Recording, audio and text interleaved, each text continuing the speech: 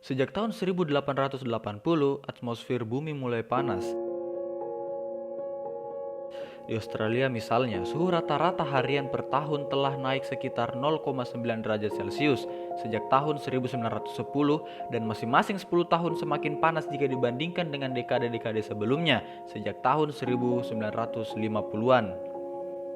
Australia juga telah mencermati penurunan hari-hari musim dingin dan meningkatnya hari-hari musim panas lebih dari 2 kali lipat sejak tahun 1960. Perubahan iklim memicu kemerosotan larva ikan dan perubahan pada skala besar habitat ikan seperti ikan tuna. Pemanasan global juga memicu resiko kebakaran hutan yang mengancam keragaman hayati, ekosistem, kesehatan manusia, dan habitat satwa liar. Perkembangan itulah yang mendorong bangsa-bangsa di dunia mulai terlibat aktif dalam gerakan Green Economy and Blue Economy. Ekonomi hijau didefinisikan sebagai pembangunan yang berorientasi pada pertumbuhan ekonomi rendah dengan menekan serendah-rendahnya pemanfaatan bahan bakar fosil, penggunaan sumber daya yang efisien, dan berkeadilan sosial. Sedangkan ekonomi biru dimaknai sebagai pembangunan yang menekankan pertumbuhan ekonomi dengan menciptakan lautan yang sehat dan produktif bebas dari pencemaran rakyat. Bagi Indonesia, ekonomi hijau dan ekonomi biru merupakan perintah konstitusi, baik tentang kewajiban negara memelihara fakir miskin, hak memperoleh pekerjaan dan penghidupan yang layak, serta kekayaan alam untuk kemakmuran rakyat. Para bapak bangsa mendasari perumusan pasal 33 Undang-Undang Dasar 1945 pada dua hal.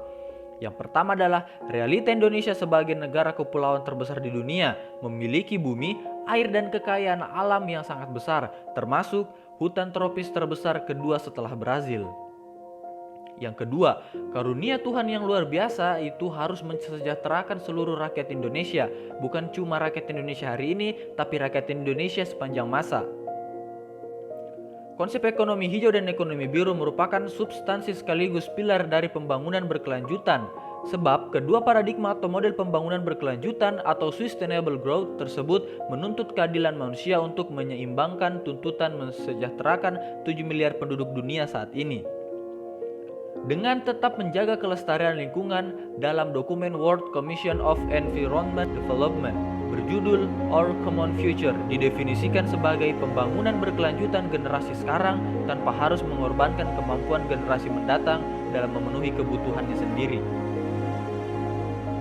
Pemanasan global telah menyebabkan terjadinya perubahan iklim ekstrim di berbagai belahan dunia seperti badai topan, banjir, tanah longsor, dan abrasi.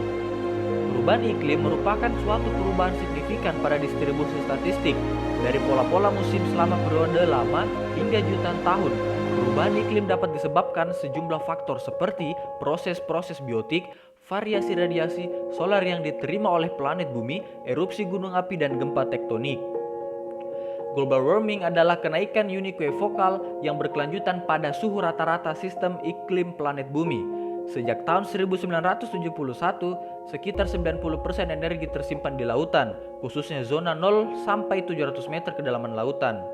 Sejak awal abad 20, suhu udara dan permukaan laut naik kira-kira 0,8 derajat Celcius.